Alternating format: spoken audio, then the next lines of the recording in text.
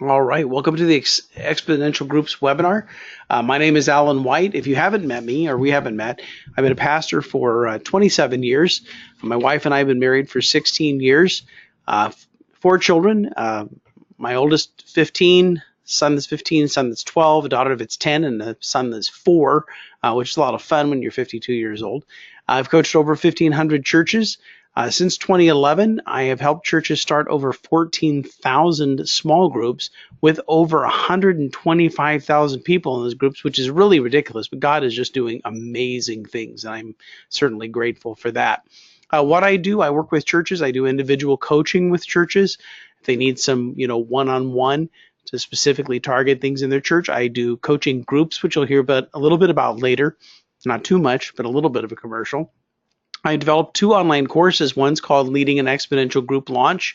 The other I've just completed, and it's going to be released in the next couple months, called Coaching Exponential Groups, because one of the keys to keep our groups going is to have a good coaching structure in place, and that course addresses a lot of that. I do some one-time consultations where you can set up an hour-long conversation. We can talk about whatever you want to talk about with groups. My book came out in February from Hendrickson Publishers called Exponential Groups, and it's done pretty well, and it's available wherever you can find a book, on my website, as well as Christian Book, Amazon, Lifeway, Cokesbury, Baker Books. I don't think I'm missing anybody, but and Christian Book Distributors. I better mention that one. And then, of course, my blog at alanwhite.org, which you may be familiar with. You can connect with me on Twitter. I'm at Alan White, or on Facebook at /Alan White Consulting. And those are both good places to keep up with things that I'm putting out there. I interact with whoever interacts with me is kind of how that works. And so if you mention me in a message, I'll reply back. Otherwise, it'll just give you kind of updates on my latest thoughts and blogs that I'm putting out and stuff like that. All right, so let's talk about different types of growth. And as we're talking about these different types of growth, I want you to understand that I'm in favor of any type of growth.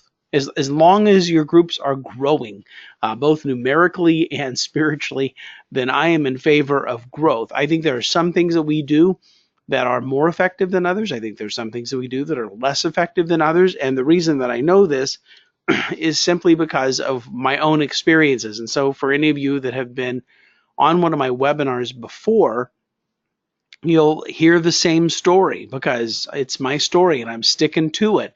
But you're going to hear it maybe presented in a little different way than what you've heard before. And it's not all my story today, so don't log off just yet.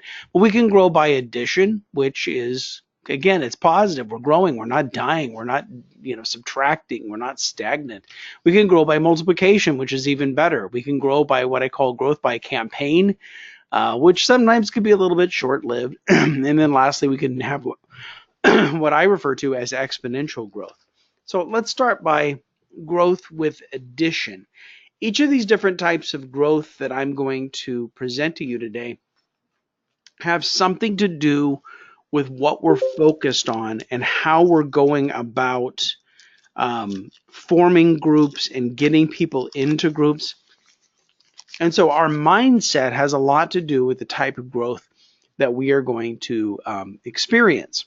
So this is the auditorium of the church I served at most recently, Brookwood Church here in Simpsonville, South Carolina, just down the street from the office I have now. And when we grow by addition, this is how we see our congregation. We see our congregations as being sheep without a shepherd. And if we see our congregations as being sheep without a shepherd, then we need to provide some sort of shepherd for them, right? So our focus is on connecting members into groups. So we try to find enough similarities between people that want to be in a small group or people we encourage to be in a small group. So maybe they're organized by zip code, maybe they're organized by some kind of affinity or something that they might have in common. And our strategy is that in order to have groups, you have to have a leader. So we spend our time handpicking leaders.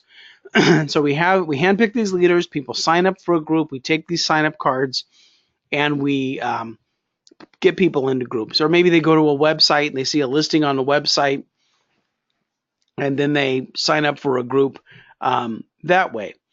However, the problem with this is, and again, I've lived here. So I'm not saying, oh, I found a better way and I do this better than everybody else. I did this for a long time.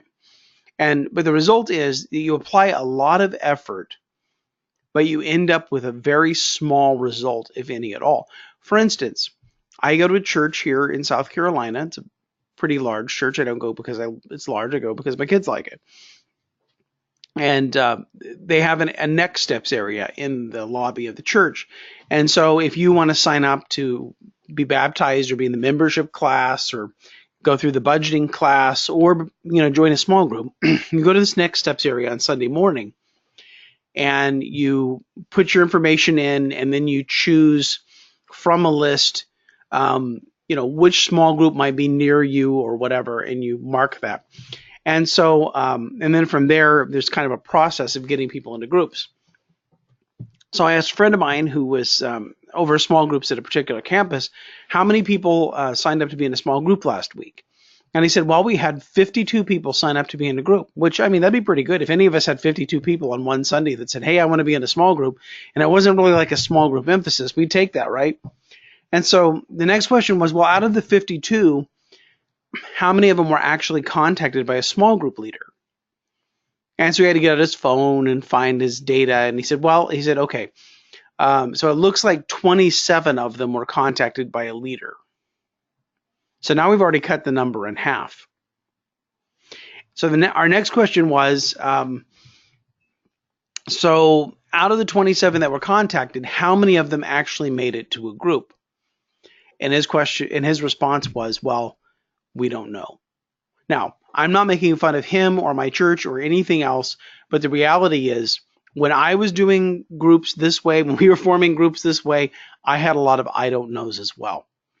But the problem is that people sign up, then half of them get contacted, then if half of those show up for a group, and then half of those stick with the group, our numbers begin to, get divided in half very quickly as we go down. And we put forth all of this effort to get people to sign up, and then the groups don't really happen after that. And so the reason is this, that first of all, you can never recruit enough leaders by yourself. I don't know a small group pastor, small group director in the world who has more small group leaders than they know what to do with. But you can never recruit enough leaders by yourself if you're handpicking. And I did this for a very, very long time. The other problem that we run into is that when people want to try a group, it's great that they want to try. And so, but by assigning them to a group, and maybe they're walking into a group of strangers, well, what we find is that there's not, we try to get as much affinity as we can going, but there's not enough affinity to actually cause them to stick in the group.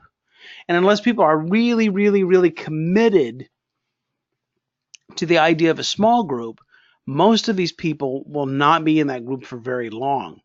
And so that's why this growth by addition is difficult, because it's difficult to recruit leaders, and it's difficult through sign-up cards or websites to get people to connect into groups. And I only know that because I experienced this difficulty myself. So let's go on to the next form of growth, and we'll call this growth by multiplication. So we look at our same congregation, and this time we ask, how many could lead a group? How many of these people could lead a group? And so the idea is we would focus on developing group leaders. That sounds like a pretty good focus. And our strategy would be that every group would designate someone as the apprentice leader. They would develop this apprentice leader, and then at some point in time, when the apprentice was ready, either the groups would split and form two groups, or the established leader would leave the group and the apprentice would be in charge, or vice versa. And we can call this birthing and multiplication, but let's face it, this is division, this is splitting. We might as well call it a small group divorce. Because what I've learned the hard way is that churches in North America, groups in North America want to stay together. If they like each other, they want to stay together. They don't want to multiply. So our church back in California, we had a bit of a setback right after I was there about a year and a half. Our founding pastor had to resign. And so we lost about 2/3 of our congregation. All the staff left except for me. And, me at 85 people is all we had left. And our new pastor came in. the last Sunday of 1992. So this is his 25th year at the church now. And, we started growing steadily, not rapidly. We would grow by maybe 100 people a year, which for some of you may sound like rapid, but it's not like growing by 1,000 or you open up a campus and have 1,500 people all of a sudden. Few churches are like that, not many.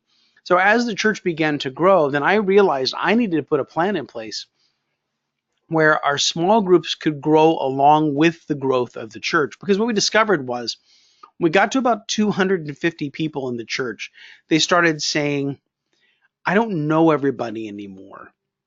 And the reality is everybody doesn't have to know everybody, but it's important that everybody would know somebody. And so then we got to about 400 and went to 2 services. And then you begin to get the feeling of, well, I can't find the people that I do know. So we knew that small groups were more important than ever. And so we began to form groups. And so the idea was we started with a certain number of groups. They would all develop an apprentice. That group would divide and form another group. And then we would continue like this. We would essentially double our groups every year, and then we'd add a few more in here or there. And we would not only catch up with the number of people we had in worship on Sunday, but we would also begin to anticipate the growth that was coming in the near future. And it was a really great thought. But here's the thing. After we were 5 years into our 7-year plan, we discovered that this just was not working. And the reason was that, like I said before, the group members didn't want to leave their group. There was not much multiplication at all. I think I had one small group leader that raised up an apprentice and started a new group. That one. And the reason was that my leaders couldn't identify an apprentice. But I knew the success of this strategy would only be if these leaders would recruit people in their group to be an apprentice and train them. So this was the multiplication model. This was the only way that I felt this could be done. And so I put a lot of pressure on these leaders to find their apprentice. In fact, it got to the point where my leaders would walk past me on Sunday morning and they would look me in the eye and they'd say, I'm working on my apprentice. And I thought, whatever happened to hello? And so the group members wanted to stay together. They don't want to leave. The leaders couldn't find the apprentices. And to say that we were stuck was an understatement. And so I've had many conversations with people about apprentice leaders. I would recruit people out of groups to lead other groups. And, my leaders had quote unquote apprentices right under their noses, but we just could not get this to work. And so eventually what we went to was, instead of apprenticing the whole group, or apprenticing an individual, we started apprenticing the whole group. And then we could see kind of who would rise to the top and who had the stuff to lead a group, and then we would go from there. So let's talk about growth by campaign. And so about 15 years ago, we had the first church-wide campaign that came out, 40 Days of Purpose. Actually, before that, it was David Maines had a campaign that came out that was similar in thought, not video, because it wasn't video then.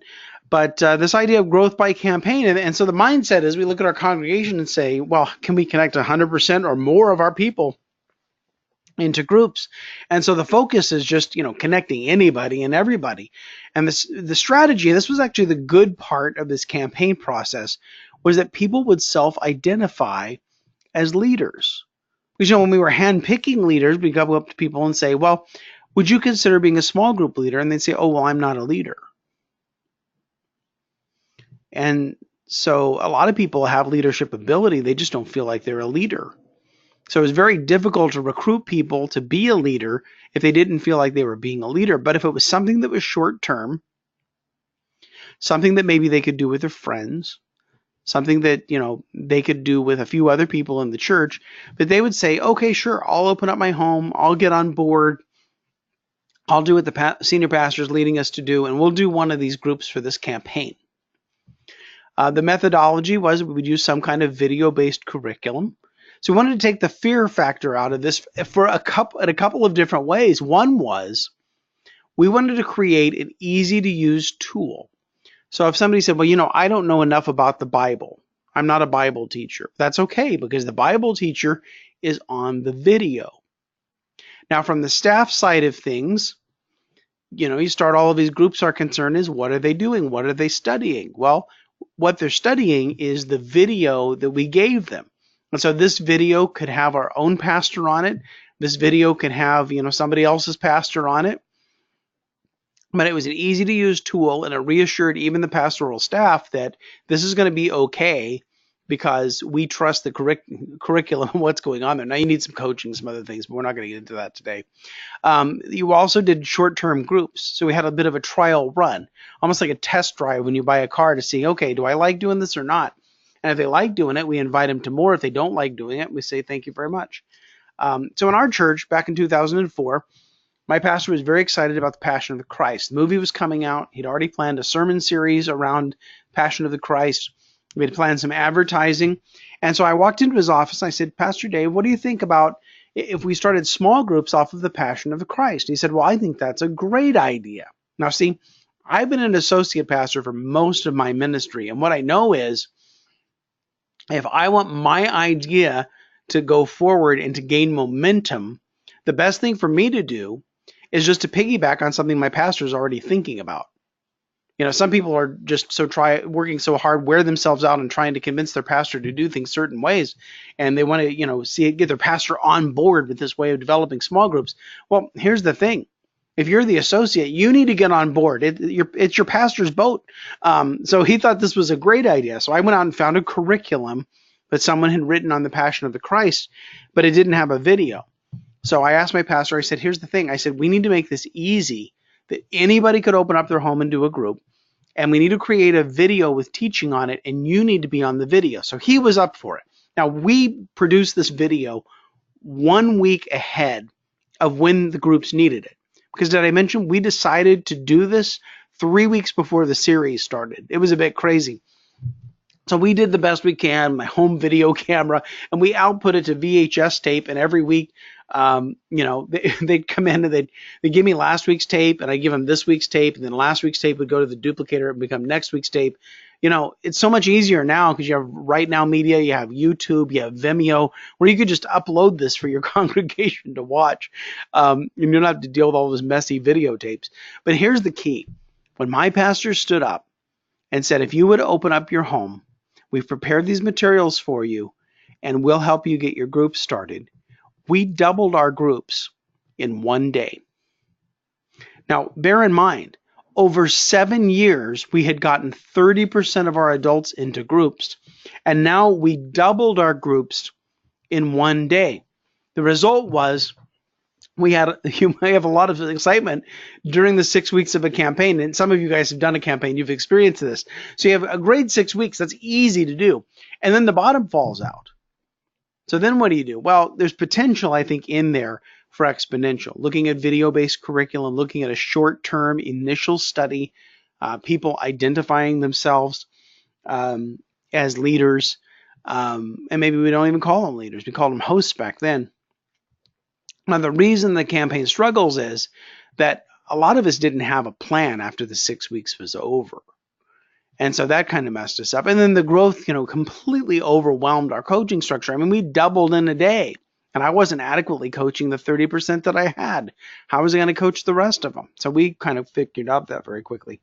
But here's the beauty of this. Within 6 months, we actually got to a place where 125% of our average adult attendance was connected into groups.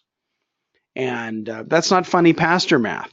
What it means is we had groups that met in break rooms at work. We had groups that met in coffee shops. We had one group that met on a commuter train from Stockton, California to San Jose, and every Tuesday morning they took up a section of a train and had a Bible study. So people could be very creative if we give them a little bit of permission.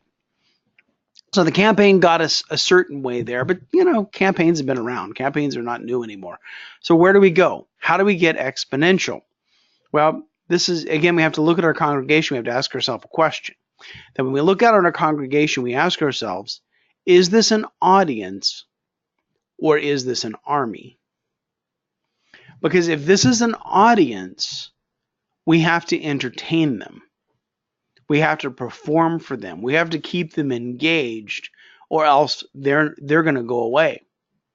But if this is an army, then we need to equip them and empower them to go out and make disciples through small groups. And so just even in that, see how the focus changes? If it's an audience, I treat them one way. If it's an army, I challenge them a completely different way. So in exponential growth, the focus is this, that every member can gather a group. Every member can gather a group. I had a church of 4,000 in Tacoma, Washington, that the pastor stood up and made an invitation for people to get together with their friends and do a Bible study. And they recruited 1,200 leaders on one day. You say, well, but our church is not that big. So we had a church of 2,500, a Methodist church in Warner Robins, Georgia, church of 2,500, and their first time out, they had twice as many people in groups as they had on the weekend. So 2,500 on the weekend, they had 500 groups. So more recently still, beginning of this year, working with a church in Baltimore, church of 600 on the weekend. They had 7 groups, had the pastor on video with a curriculum series that they offered to their members, easy to use. They had 7 groups building up to this series, recruiting leaders. They launched 147 groups in a church of 600. So every member can gather a group. Now, obviously, if every member is gathering a group, they can't just gather other people in the church. So they're gathering people in their neighborhoods, their workplaces, their families, people that they know in the community, parents that, they're sitting on the sidelines while their kids are playing sports and stuff. This becomes, outreach and evangelistic very, very quickly, but we're not going to call it that. We're going to say that in front of our people, but every member can gather a group. The strategy is to give permission and opportunity.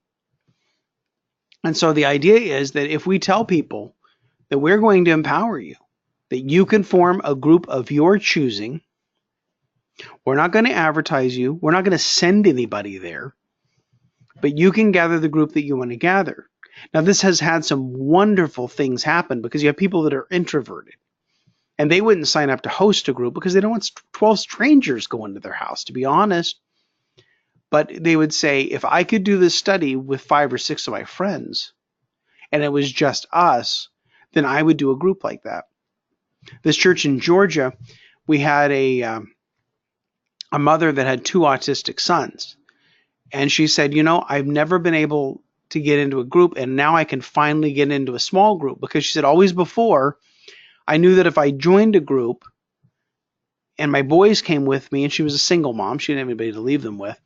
My boys came with me, and if there was a problem, if somebody had a meltdown or whatever else, the group is not going to understand that. And we would be embarrassed, and they probably wouldn't have us back. And so the same way, I couldn't really start a group because the people didn't know us. But she said, now I feel like for the first time I can do a small group because I can invite people that already know us. And then if there's a problem with one of my boys, they already know us and they understand. So she said, for the first time, I feel like I can be in a group. The methodology is this: offer an easy-to-use curriculum, which I recommend doing some kind of video, whether you're purchasing that or creating it yourself. I highly recommend creating it yourself. And you don't have to do that in any kind of an expensive way. You can shoot the video on your phone and upload it to YouTube. And it may not be perfect, but if it's your senior pastor, that's going to be better than any highly produced curriculum with somebody else's pastor, believe me. And if you need ideas of what to do, go back and look at your pastor's sermons, figure something out. But if you offer easy to use curriculum, you offer them basic training, and you offer them the support of a coach, they will succeed. And you should be able to keep about 80% of these groups. You'll have some fall off, but they only signed up for 6 weeks. The result is that people are connected both inside and outside the church, and the people already know each other in groups. The groups tend to last longer because groups of friends last longer than groups of strangers. And what we were doing with so many of these sign-up cards and assigning people to groups and all of this sort of thing is we were putting together groups of strangers hoping they would become friends. And sometimes they didn't even like each other. But now they could choose people that they like. And you say, well, is this too consumer? Are we just making them comfortable? Here's the deal. I would rather have people start at a place where they're comfortable and eventually challenge them to take a risk and begin to invite people that are, may be different from them. I would rather have them start somewhere where they're comfortable than never start at all. So the reason here is this: you can leverage existing relationships. So you ask people, okay, now sit down and make a list of people that you know that would be interested in the study that's coming up, and let them know that it's a Bible study. We don't want to do bait and switch of, hey, come over for dessert now and give you this little presentation. No, they need to know it's a Bible study and something that they would be interested in. And so if a leader makes their list, maybe their spouse is co-leading the group, they make a list. You invite a couple people, the couple people that you invite make a list. You can very quickly fill up a group. And so also it's permission to start a group on their terms. So they're going to invite people that have never darkened the door of your church. I had some groups that the only member of the group that attended our church was the leader.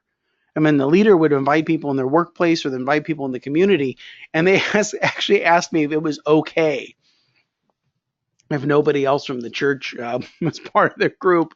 I said, I think that's awesome.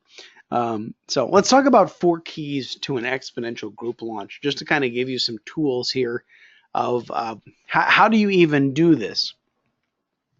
The first key is this: is your senior pastor all in? Is your senior pastor all in? Because you really need to have your senior pastor as the champion for small groups. And sometimes we're reluctant to embrace this because we think, well, I've been tasked with the responsibility of small groups, and if I'm asking my pastor for help, doesn't that mean I can't handle my role? No, it means that your role has probably been misrepresented in some ways. That there are specific things that you need to do, but there are specific things you need your pastor to do. Now, some people would say, well, I would love to have my pastor involved, but my pastor doesn't talk about groups. My pastor's not in a group. My pastor doesn't preach about community. My pastor sees groups as one of many options. And so, you know how you get your pastor interested in getting involved with groups?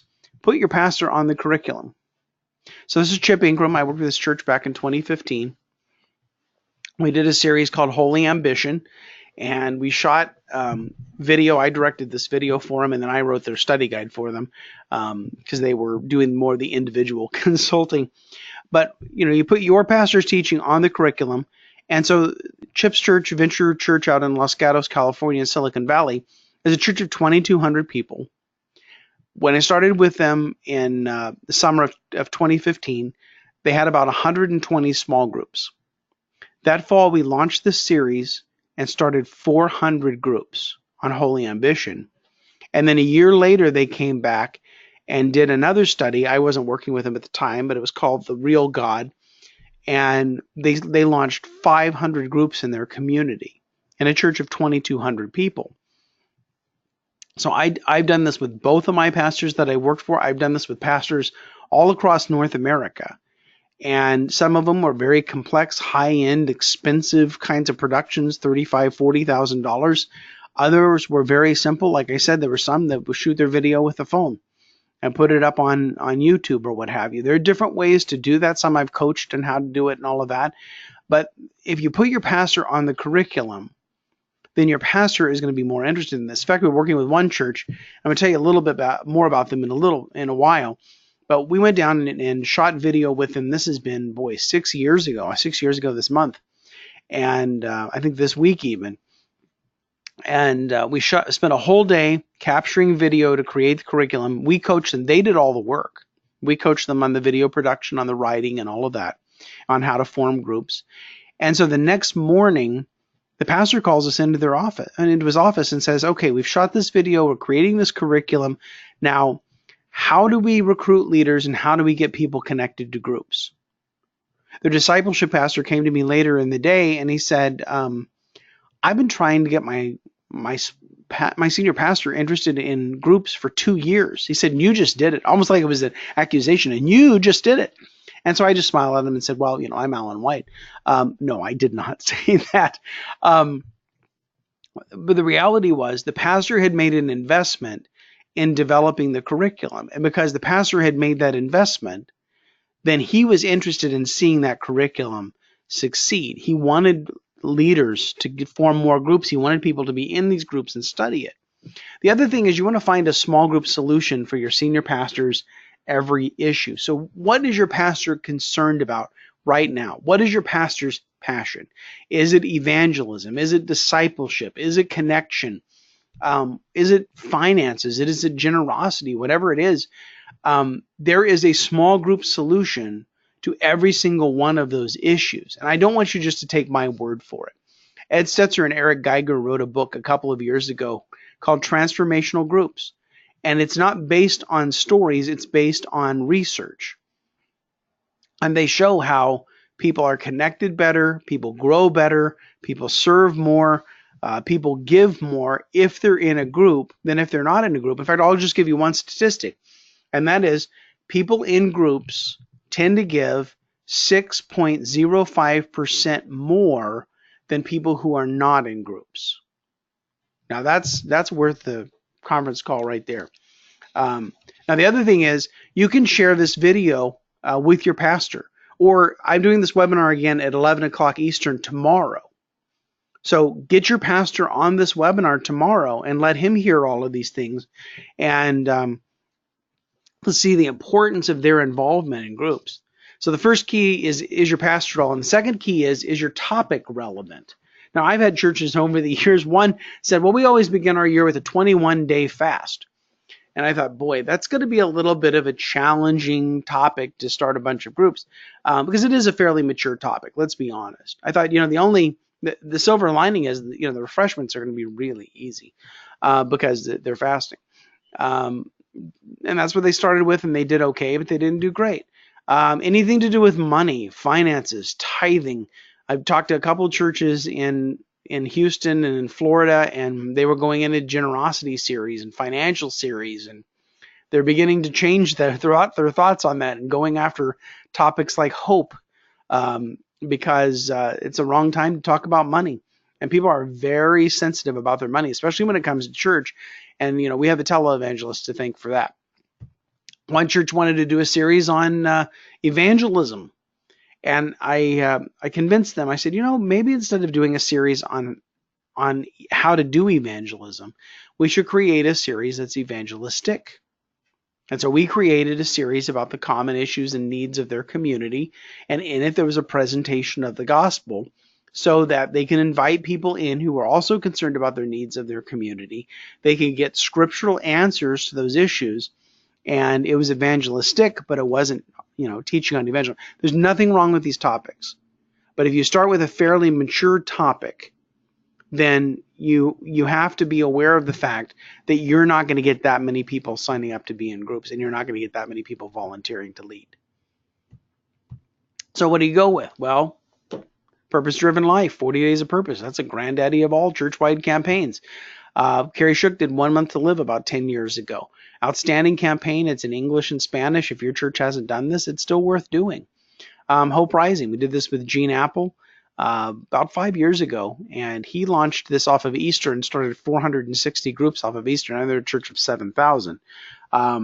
Monsters Under the Bed addressed common fears. Hand-me-downs about leaving a legacy.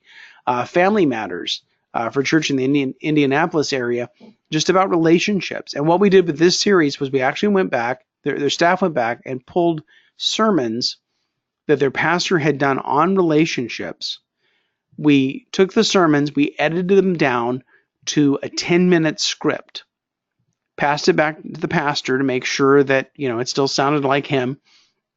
And then we put the scripts up in a teleprompter, and that was his curriculum. And the thing is that, unless your pastor just graduated, pastors have content. So just repurpose content that they have already developed. We don't have to reinvent the wheel here. We don't have to come up with the next purpose-driven life. But just take something that your pastor is passionate about or something your pastor is concerned about, and then go back and find those sermon series and begin to develop it.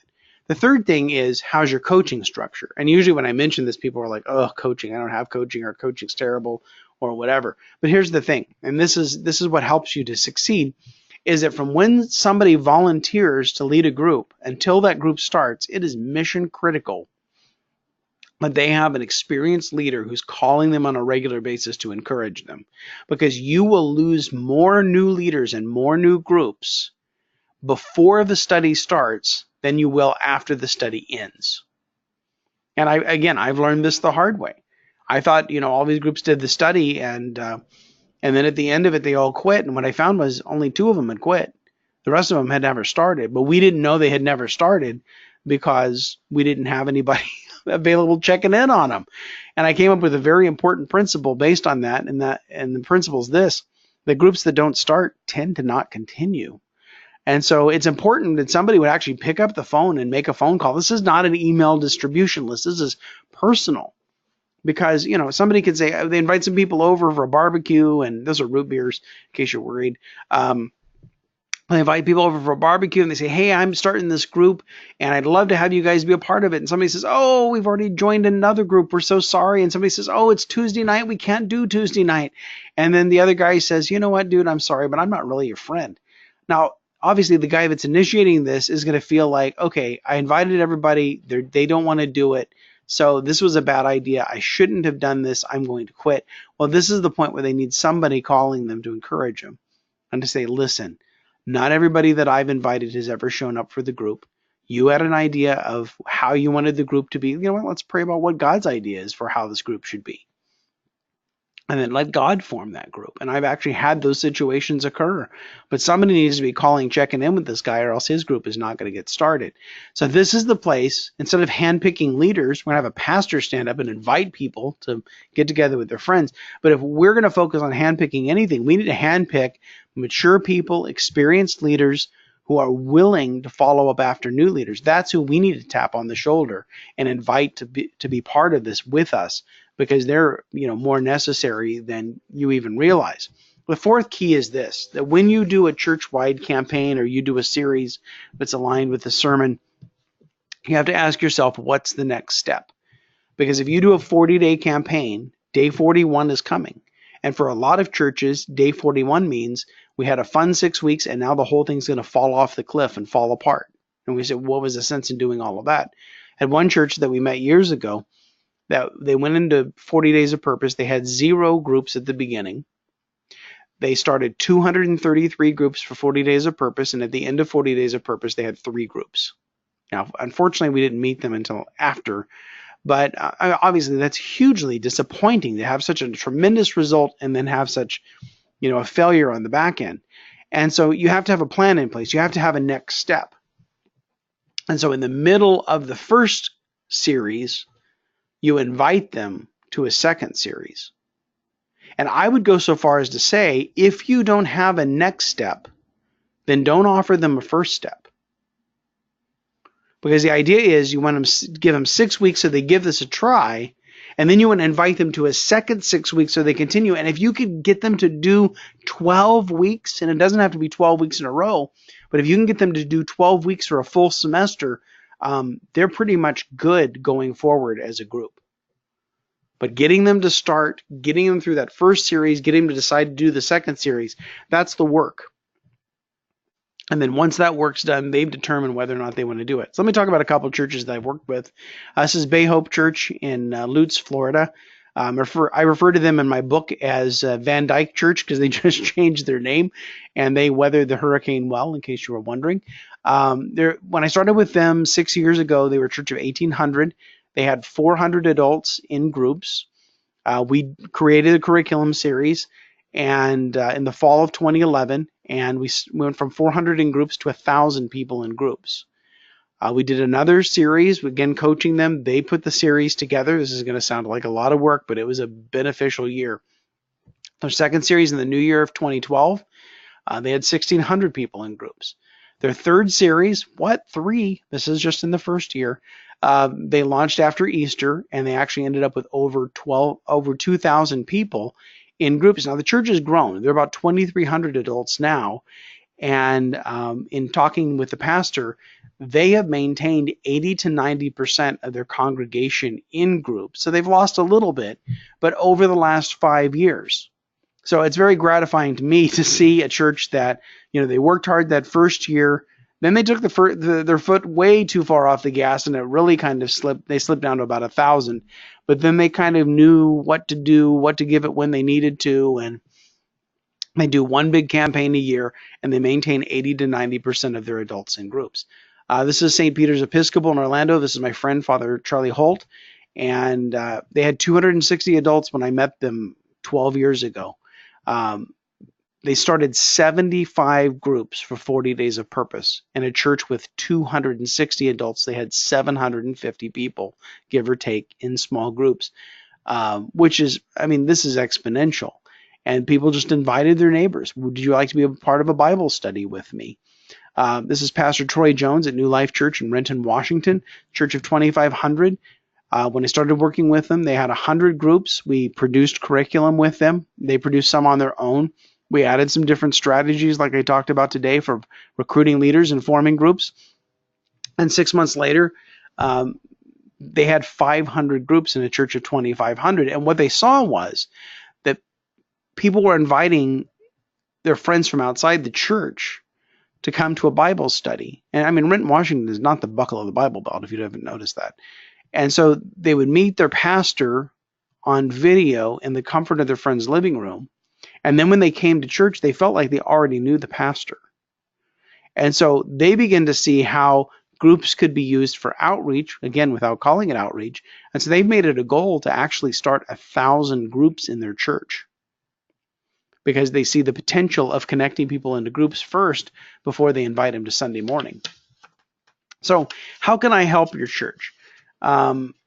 If you stick with me to the end, I'll give you a copy of my small group launch timeline.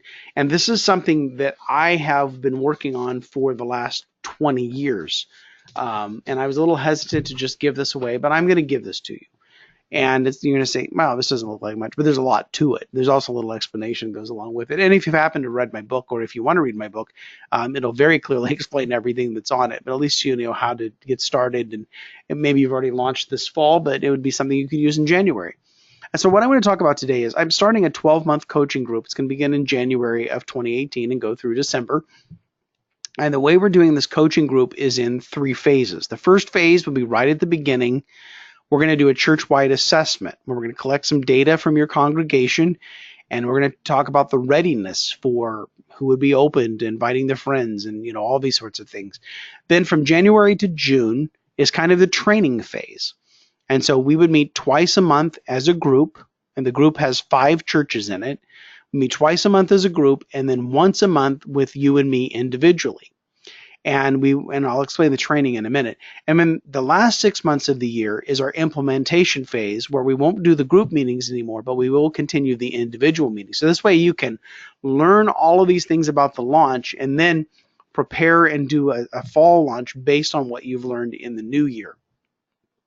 So in the coaching group, we'll hopefully cover all 3 launches next year. I mean, you can launch while we're doing the training phase. So you can do New Year, you can do Easter, and then you could do the fall of 2018, or any part, or even start and learn it all first and then just start in the fall of 2018.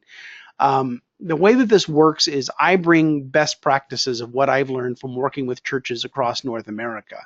But then where we want to look for is the intersection of where best practices and local customization meet. So your doctrine, your theology, the culture of your church, the culture of your area, what works, what doesn't, and then we find the place where we can adapt best practices to your particular situation. So it's not cookie cutter at all. Last year I worked with 28 churches, and we basically ended up with 28 versions of the same thing. So some of the things they did were identical, some of the things were very different depending on the specifics of their church.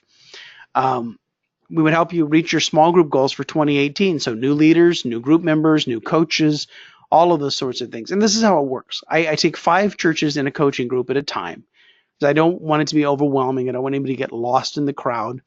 And then we do kind of a flip learning format. And if you're not familiar with this, it's kind of a lecture lab format. So you have the quote unquote lecture between the group meetings. So we would use my book, Exponential Groups. We would use the launching course. We would use the coaching course that I talked about earlier. And this is video, or you can have it audio. You can read transcripts. You can flip through the PowerPoint slides. And so between each meeting, and they meet we meet twice a month, so there's time between the meeting. You would read a chapter of the book, or you would watch a presentation from one of the courses, and that's kind of the lecture part. So it's very different from what we're doing today because I'm doing all the talking. Because then when we get together, that's where we do the lab part. So everybody's done their homework, they read the chapter, they watched the video between meetings. We get together and say, okay, let's talk about how is this going to work at our church? Um, what is this going to look like? Things that you would wrestle with. I tried that before and it didn't quite work. Well, let's talk about what happened there. And then we can do that some obviously on our individual calls as well. Deliverables, you would have timelines and the support to achieve your goal. We have a private Facebook group for interaction when we're not meeting. We have a lot, and in the Facebook group, I actually have people that have been in coaching groups in the past. So they may be a little bit ahead of you, but some of their answers may be actually better than some of my answers, especially if maybe they're within the same denomination that you are, maybe they're in the same part of the country that you are. You have lifetime access to the recordings. We give you tools, samples, intellectual property.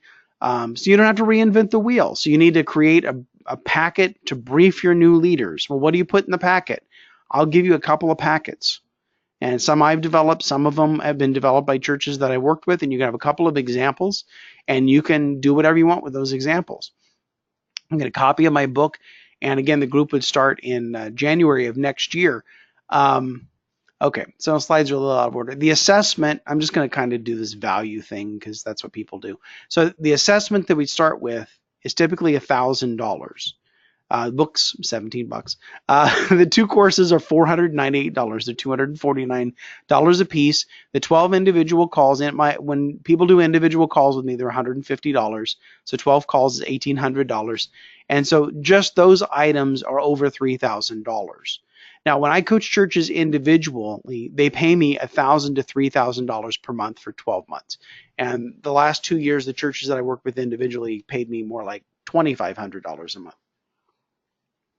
So you have two options of this coaching, and I appreciate we're going to get questions in a minute.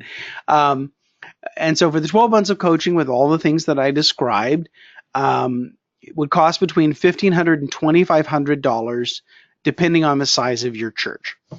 And then if you wanted to add a one-day consultation, like I'm going down to Tallahassee, Florida on Sunday, and I'm going to spend Monday with them to do a consultation, then you would add another $2,500 to the coaching. So you have the coaching plus the on-site, and this would include the travel costs if you're within the continental U.S.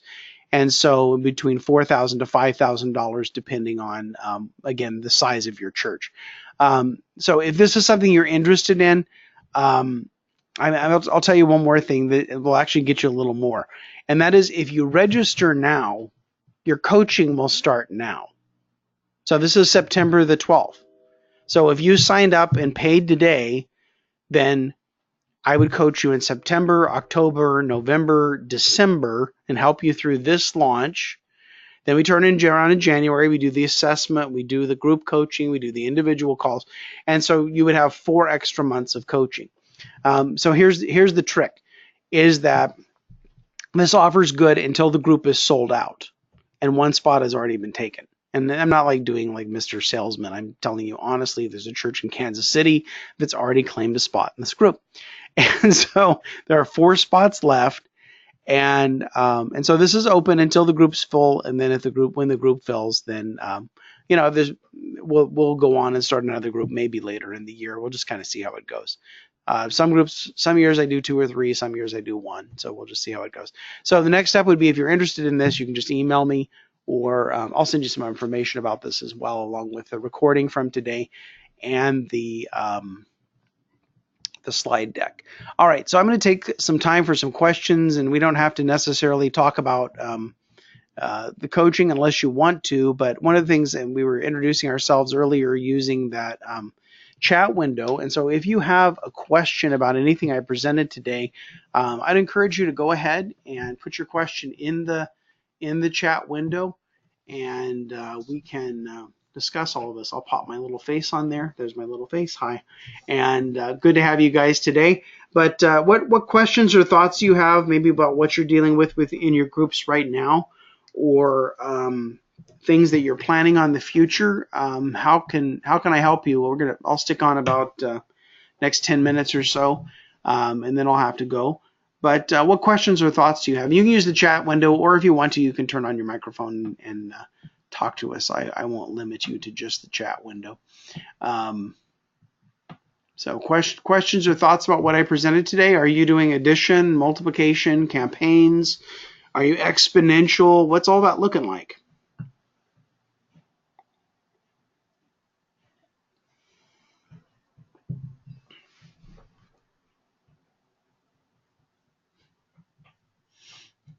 You're overwhelmed. I talk too fast. You have writer's cramp. I understand. All right. Any questions or thoughts? Everybody's got all the leaders and all the coaches and all the people they need, and you're all good. And I know that's not true. You wouldn't be on here. So anything with my story that connects with you that people ask me why I wrote my book. I have a radio interview tomorrow, and they'll say, "Why did I write my book?" I'm going to tell them it came out of a lot of frustration because I was trying all this stuff that everybody was saying, and it didn't work for me, and so I had to figure something else out because I couldn't get it to go.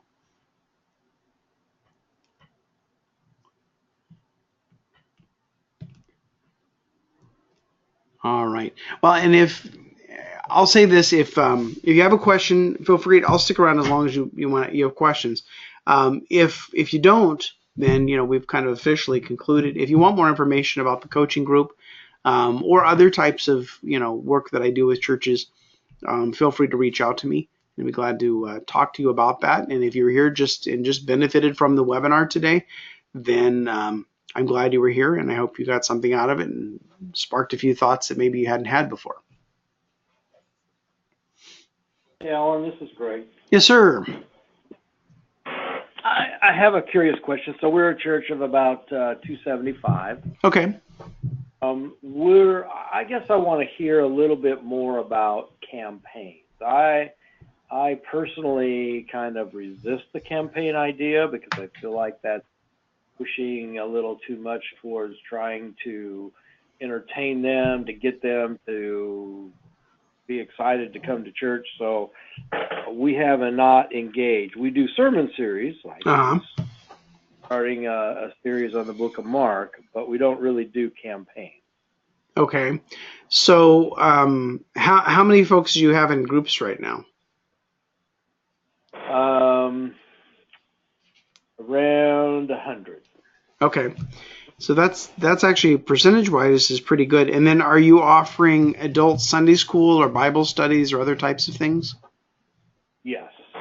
We have 4 adult equipping classes on Sunday morning, and then we've got 4 or 5 men's or women's Bible studies.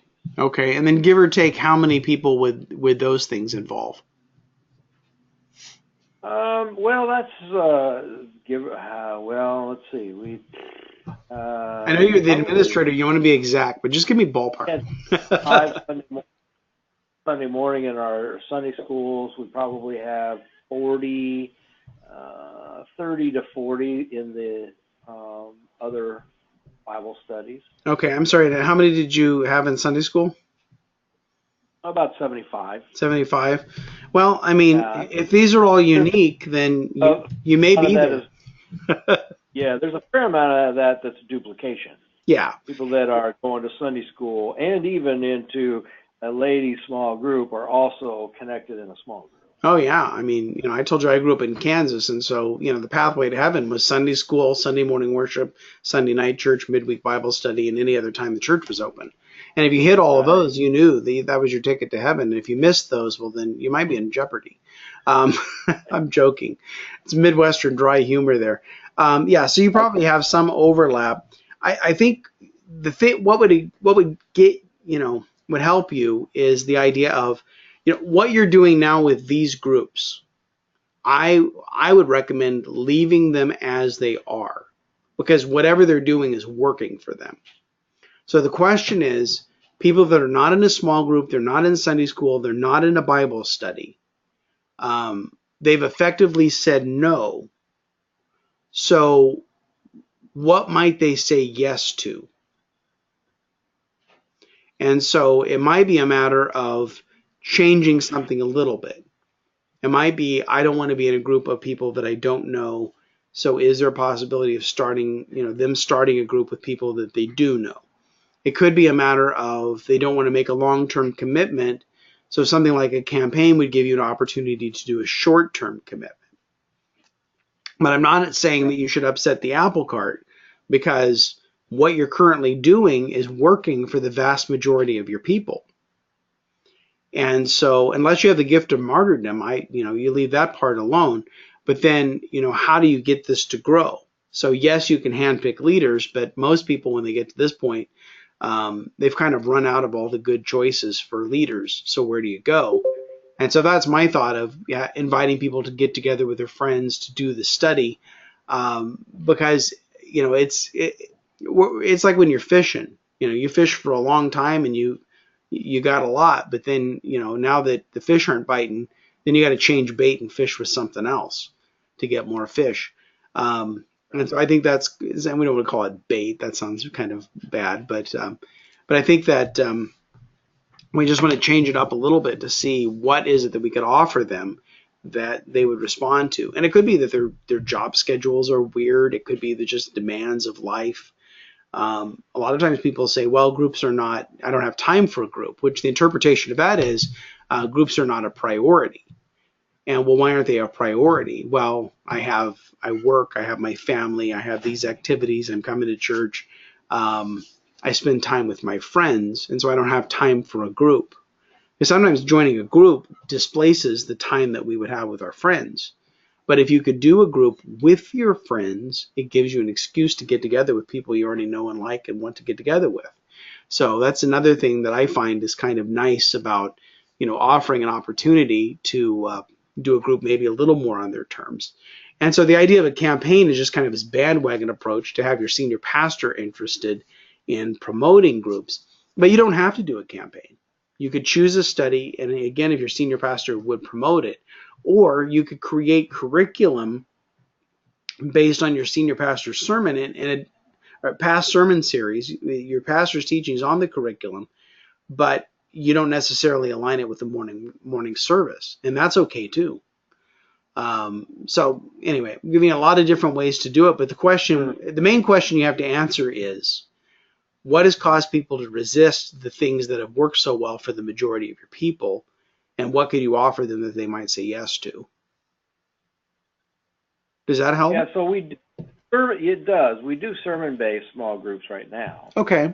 And but we don't have video to go with it. I mean, the way they participate in worship and hear the sermon, and then they discuss it. Right. And so then they don't get an opportunity to.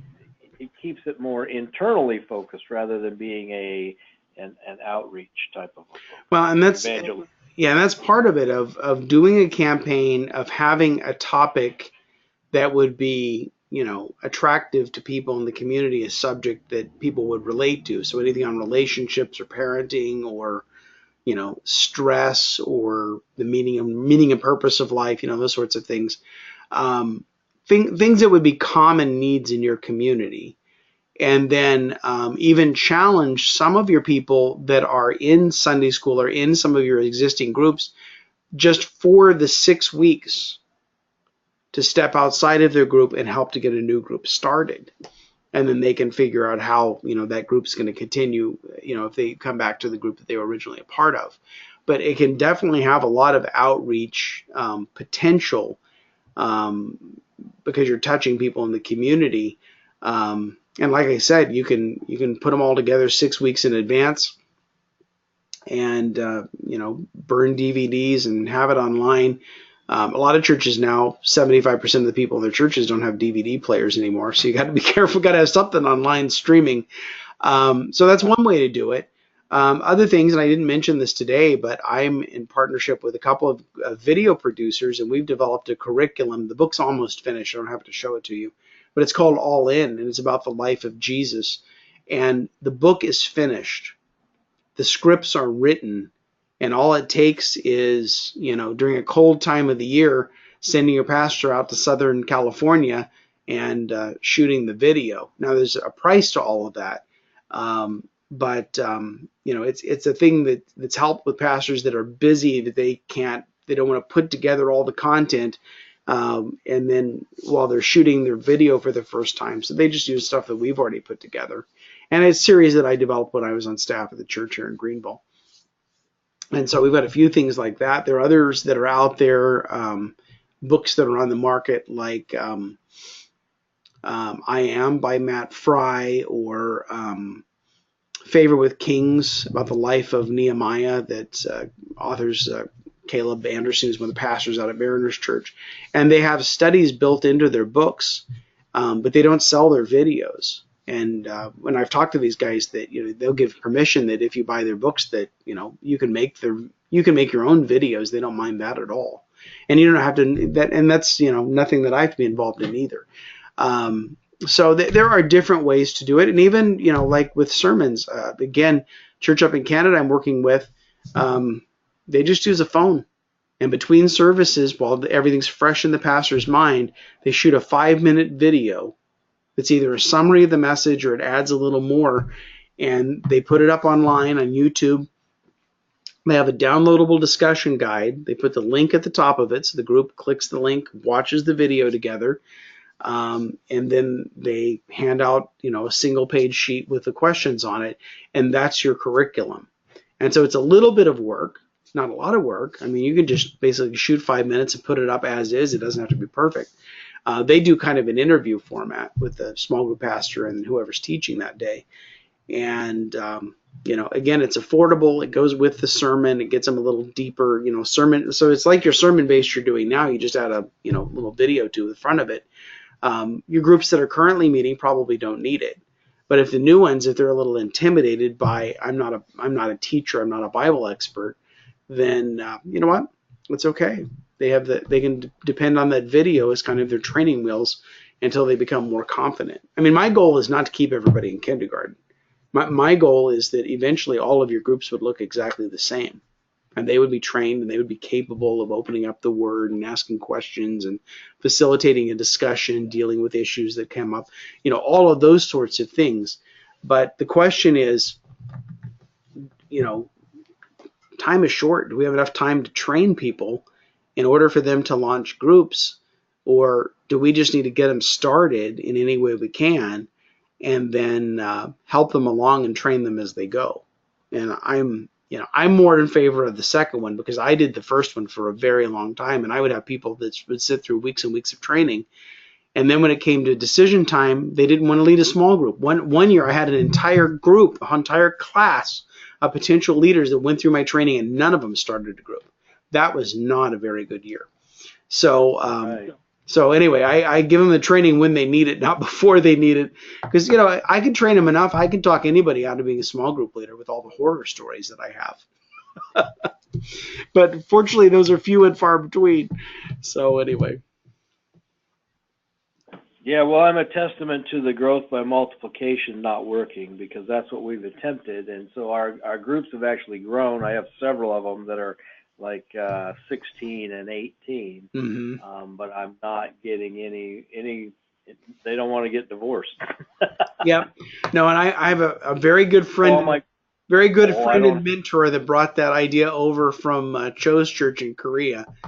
And I told him this doesn't work. He said, well, it works well in educated congregations. And I muttered under my breath, it works real well in Korea. So, but we're still friends. We just disagree on that point. I train the whole group instead of just training one person. And then that way, if, the group is filling up their space, it's too crowded in the house, there's subgrouping, and we know, okay, now these 3 people, they could easily lead a group on their own. And when it gets to the point that it's uncomfortable to the group, then I have the group decide, what do you want to do? But I don't make a standing rule that if you get to a certain point, you have to split. Because then they'll just close a group and stop inviting people.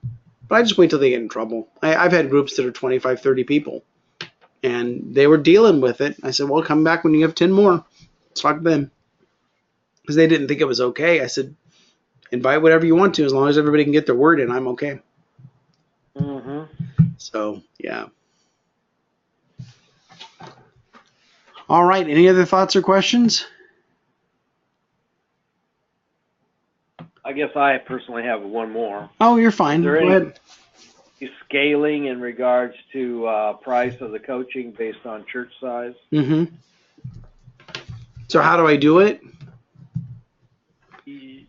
No, is there any scaling, any reduction of price based on church size, or is it one price for all? No, it's there's a range between 1,500 and 25. So if a church is 500 or less, it's 1,500. If they're 500 to 1,000, it's 2,000. And if Okay. they're over 1,000, it's 2,500. Okay.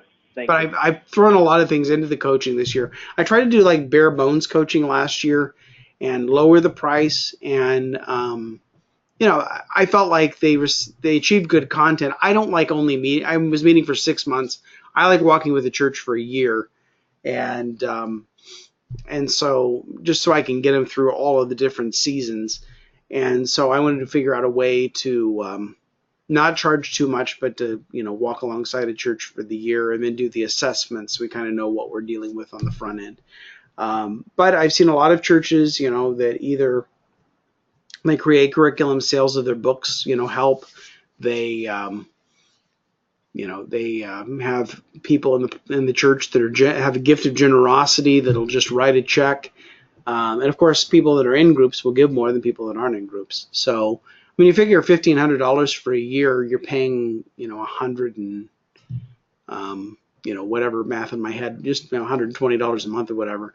I'm no good with math in my head, but I know it's a big step because when our church was in California, when our church was 800 and we agreed to pay $5,000 for a 1-year coaching program, we met on weekly conference calls with 40 other churches. It was a circus. But when my pastor agreed to invest $5,000 in our small groups, I about fell over because we didn't spend $5,000 on anything. And yet looking back, it's like that greatly attributed to our, the success of where our small groups went. And the reality is I wouldn't be coaching churches at the level that I'm coaching today if it hadn't been for that coaching group that we invested in, 13 years ago. So it's kind of cool. So anyway, yeah, so we can talk. There are other ways to do coaching if that price point's too high. I do some one-on-one calls, kind of a la carte, but I will only do 3 of those with the church in a year. But some just want to go that way and kind of at strategic points will say, okay, I read your book and now let's talk about this. And Sure. so anyway, there are different ways to do it. So we can talk more offline if you're interested. We can work something out for you guys.